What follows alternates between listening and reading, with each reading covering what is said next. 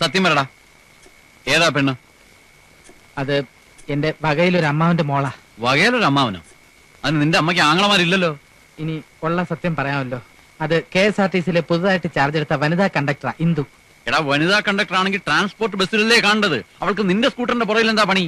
വിഷ്ണു, എന്റെ പേഴ്സണാലിറ്റിയിലാണോ സ്വഭാവത്തിലാണോ ആ കുട്ടി ആകർഷ്ടയായതെന്ന് എനിക്കറിയില്ല. നിർലോഭം സ്നേഹം ഇങ്ങോട്ട് കിട്ടുമ്പോ അല്പമെങ്കിലും തിരിച്ച് അങ്ങോട്ട് കൊടുക്കാതിരിക്കുന്നത് പാവമല്ലേ. മാത്രമല്ല, കുഞ്ഞുനാൾ മുതലേ ഉള്ള ഒരു ആഗ്രഹമായിരുന്നു ഒരു വനിതാ കണ്ടക്ടർ വിവാഹം കഴിക്കണമെന്നുള്ളത്. ഒരൊറ്റ അലക്കാൻ പറ്റുന്നുണ്ടല്ലോ. എടാ, ഡ്യൂട്ടി സമയത്താണോ പ്രേമിച്ചുകൊണ്ട് നടക്കുന്നത്? അതും കമ്പനി സ്കൂട്ടറിൽ. പ്രേമത്തിന് സ്വന്തം സ്കൂട്ടറെന്നോ കമ്പനി സ്കൂട്ടറെന്നോ ഉള്ള വ്യത്യാസമില്ലടാ.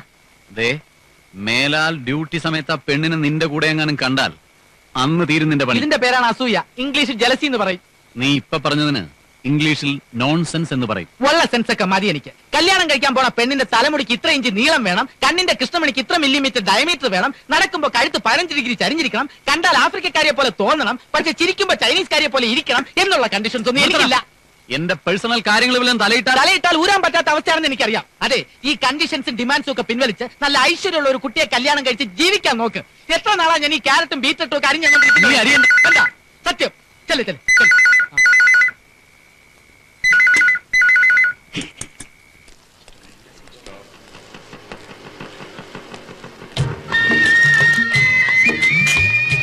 കൃഷ്ണൻകുട്ടിയോ? മാഷെന്താ ഇവിടെ? ലതികയ്ക്ക് ഇവിടെ സ്റ്റെനോഗ്രാഫർ ആയിട്ട് ജോലി കിട്ടി. അതെയോ? താനിവിടെ? ഞാനിവിടെ തന്നെയല്ലേ ജോലി ചെയ്യുന്നത്. വലിയ അനുഗ്രഹമായി. പരിചയമുള്ള ആരെങ്കിലും ഉണ്ടാവണേ ഭഗവാനെ എന്ന് ഈശ്വരനോട് പ്രാർത്ഥിച്ചുകൊണ്ടാണ് ഞാൻ വന്നത്. അല്ല, ഞാൻ ഉച്ചവരെ ഓഫീസിലുണ്ടായിരുന്നല്ലോ. നിങ്ങൾ എപ്പോഴാ വന്നത്? ഒന്നും പറയണ്ട എന്റെ കൃഷ്ണൻകുട്ടി. വഴിക്കുള്ള ഈ ട്രാഫിക് ബ്ലോക്ക് കാരണം 4 മണിക്കൂർ വൈകിയ ബസ് ഇവിടെ വന്നു. ഇന്ന് ജോയിൻ ചെയ്യാൻ പറ്റുമെന്നുള്ള കാര്യം സംശയമായിരുന്നു. പക്ഷെ ആ സൂപ്രണ്ട് ഉണ്ടല്ലോ, വളരെ നല്ലൊരു മനുഷ്യൻ. അദ്ദേഹം പറഞ്ഞു ഇന്നത്തെ ഡേറ്റ് ഇട്ട് ജോയിൻ ചെയ്തോളൂ എന്ന്. അല്ലെങ്കിലും ദയാനന്ദ സാർ ആള് വളരെ നല്ലവനാ. റീജിയണൽ മാനേജർ ഇന്ന് ലീവ് ആയത് നിങ്ങളുടെ നല്ല കാലം. അല്ലെങ്കിൽ ലേറ്റ് ആയിട്ട് ജോയിൻ ചെയ്തതിന് ഇന്ന് തന്നെ മെമ്മോ അടിച്ച് കൈ തന്നേന്. ദൈവാധീനം. അല്ല, ഇപ്പൊ ഇനിയിപ്പോ ഇവക്ക് താമസിക്കാനൊരു സൗകര്യം ഉണ്ടാക്കണമല്ലോ. ഒരുമാതിരിയുള്ള എല്ലാ ഹോസ്റ്റലുകളിലും സൂപ്രണ്ട് സാർ വിളിച്ചു ചോദിച്ചു. ഒരു സ്ഥലത്തും വേക്കൻസി ഇല്ല. വഴിയുണ്ടാക്കാം. മേറ്റൻ പുറത്തു പോയിരിക്ക. എപ്പോഴാ വരികയെന്ന് അറിയില്ല.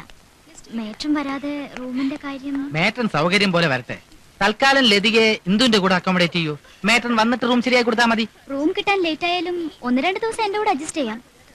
ലതികയ്ക്ക് അതില് ബുദ്ധിമുട്ടൊന്നുമില്ലല്ലോ? അയ്യോ, എനിക്ക് ബുദ്ധിമുട്ടൊന്നുമില്ല. ഇവൾ ആദ്യമായിട്ടാ വീട്ടിൽ നിന്ന് മാറി നിൽക്കുന്നത്. മാഷ് ഒന്നും കൊണ്ടും പേടിക്കണ്ട. ലതികയ്ക്ക് ഇവിടെ യാതൊരു പ്രയാസം ഉണ്ടാവില്ല. ഇന്ദു ഉണ്ടല്ലോ. ഈ കുട്ടി കൃഷ്ണൻകുട്ടിയുടെ ആരാന്നാ പറഞ്ഞേ? അത് എന്റെ വകയിലൊരു അമ്മാവന്റെ മകളാ. അതായത് ഇന്ദുവിന്റെ അമ്മാവന്റെ മകനാ വകയില് ഞാൻ. അപ്പോ ഞാൻ ഇനി നിക്കണ്ടല്ലോ. ഇപ്പൊ പുറപ്പെട്ടാൽ സന്ധ്യക്ക് മുമ്പേ വീട്ടിലെത്താം. ഇത് വച്ചോളൂ. മുറിവാടക കൊടുക്കേണ്ടതല്ലേ? അച്ഛൻ ഇറങ്ങട്ടെ? ബസ് സ്റ്റാൻഡ് വരെ ഞാൻ കൂടെ വരാം. ഓ,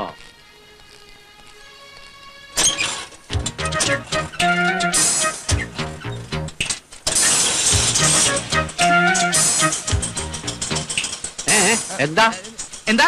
അല്ല, ബസിന്റെ ടിക്കറ്റ് വേണമെങ്കിൽ ഇവിടുന്ന് ഫോൺ ചെയ്ത് ബുക്ക് ചെയ്ത് തരാമെന്ന്. KSRTC അല്ലേ? അയ്യോ, അതിനും കൂടെ ആ കുട്ടിയെ ബുദ്ധിമുട്ടിക്കണേ. അതാ ഞാനും പറഞ്ഞോണ്ടിരുന്നത്. ആ, കേറ കേറ.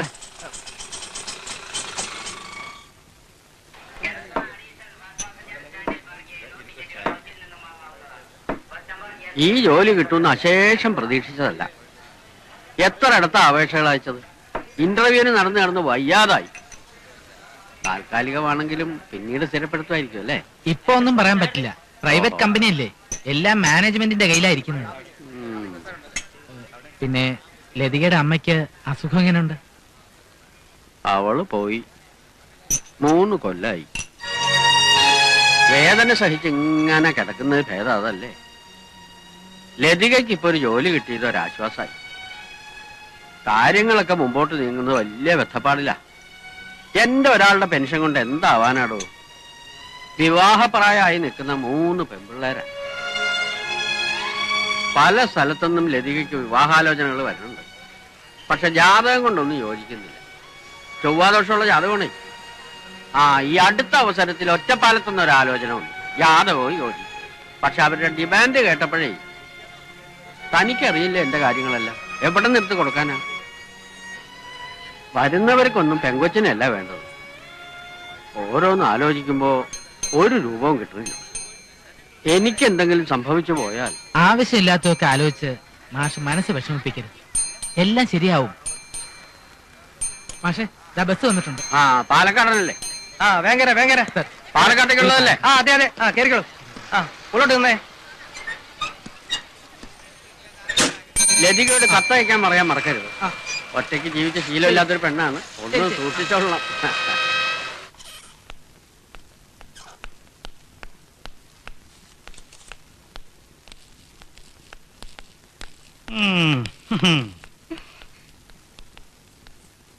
സോറി സർ, ബസ് മാറി കയറിയതുകൊണ്ടാ. എന്നൊക്കെ പറഞ്ഞ എനിക്ക് മനസ്സിലാവും. എനിക്കും സ്ഥിരമായിട്ട് പറ്റാറുള്ള അബദ്ധമാ. പ്രശ്നം അതല്ല, കുട്ടി വന്നില്ലേ എന്ന് റീജിയണൽ മാനേജർ 3ാമത്തെ പ്രാവശ്യം ചോദിച്ചിട്ട് ഇപ്പൊ ഫോൺ താഴെ വെച്ചിട്ടേ ഉള്ളൂ. അയ്യോ, ആ ഇന്നലെ പരിചയപ്പെട്ടില്ലല്ലോ. ഏതായാലും അകത്തി എന്ന് കണ്ട് ഒരു ഗംഭീരൻ സോറി പറഞ്ഞിട്ട് പോയി. അയ്യോ സർ. പേടിക്കണ്ട, ചെല്ല്.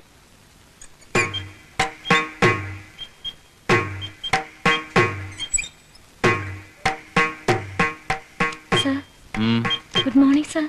മോർണിംഗ്. ഇന്നലെ സാറ് ലീവായിരുന്നു. അതിന് സർ, ഞാൻ ഇന്നലെ പുതിയതായിട്ട് ജോയിൻ ചെയ്ത സ്റ്റെനോഗ്രാഫറാണ്. അതുകൊണ്ട് ഇന്ന് ലേറ്റ് ആയിട്ട് വരണമെന്നുണ്ടോ? അല്ല സർ, ഞാൻ ലേറ്റ് ആവാൻ കാരണം. See, I don't want to hear any explanations. Don't repeat this. ശരി സർ.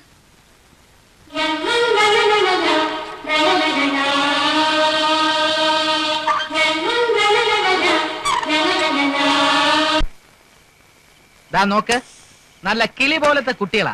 പല പല ബ്രോക്കർമാരിൽ നിന്ന് ഞാൻ തപ്പിയെടുത്തതാ.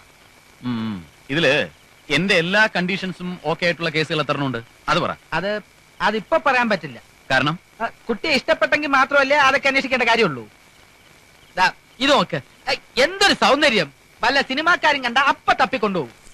ശരിയാ, പ്രേതമായിട്ട് അഭിനയിക്കാൻ പറ്റിയ മുഖം.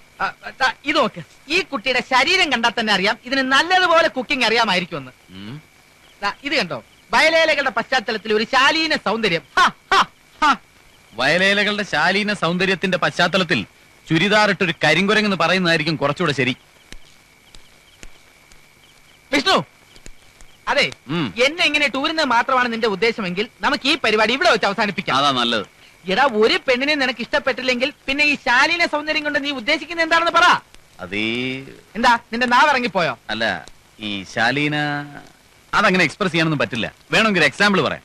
നമ്മുടെ ഓഫീസിൽ പുതുതായി ജോയിൻ ചെയ്ത സ്റ്റെനോ ഇല്ലേ, ലതിക. അതുപോലത്തെ ഒരു ശാലീന നിഷ്കളങ്ക ഗ്രാമീണ സൗന്ദര്യം. എക്സാക്ട്ലി.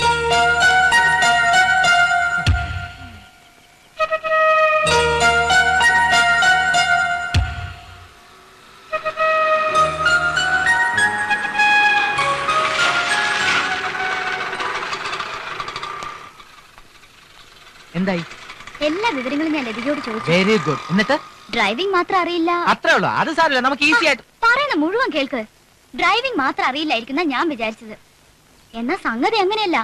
ലതികയ്ക്ക് ഡ്രൈവിംഗ് അറിയില്ല, ഹിന്ദി അറിയില്ല, ക്ലാസിക്കൽ മ്യൂസിക് അറിയില്ല, വെസ്റ്റേൺ ചൈനീസ് കുക്കിങ്ങും അറിയില്ല. പിന്നെ ഞാൻ മനസ്സിലാക്കിയെടുത്തോളം ആ കുട്ടിക്ക് ധൈര്യം എന്ന് പറയുന്നത് 4 അയലത്തൂടി പോയിട്ടില്ല. ഈ വിവാഹം നടക്കുമെന്ന് എനിക്ക് തോന്നുന്നില്ല. വിഷ്ണുവിന് സ്ത്രീധനം ഒരു പ്രശ്നമല്ലാത്തതുകൊണ്ട് ഈ വിവാഹം ശരിയാക്കിയാൽ അത് മാഷിന് വേണ്ടി ചെയ്യാവുന്ന ഏറ്റവും വലിയ ഉപകാരമായിരിക്കും.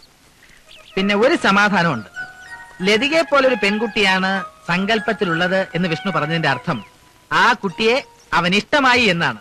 So first condition is okay. ബാക്കി 6 കണ്ടീഷൻസ് അതിപ്പോ കിട്ടിപ്പോയി. ഈ വിവരങ്ങളെല്ലാം ചോദിച്ചറിഞ്ഞത് എന്തിനു വേണ്ടിയാണെന്ന് ലതികയ്ക്ക് അറിയില്ലല്ലോ. പിന്നെ അത്രയ്ക്ക് മണ്ടിയാണോ ഞാൻ? അതിപ്പോ ആരെങ്കിലും സ്വയം സമ്മതിച്ചിരുന്ന കാര്യമാണോ? ഞാൻ പറഞ്ഞു വന്നത് ബാക്കി 6 കണ്ടീഷനുകളും ലതികയ്ക്കുണ്ടെന്ന് നമ്മൾ വരുത്തുന്നു. അതെങ്ങനെ? അതിനൊക്കെ വഴിയുണ്ട്. പക്ഷെ അതിനു മുമ്പ് ഒരു അലിഖിത കണ്ടീഷൻ ഉണ്ടല്ലോ, അത് ഓക്കെ ആണോ എന്നാണ് ഇനി അറിയേണ്ടത്. എന്ത്? ജാതക പൊരുത്തം.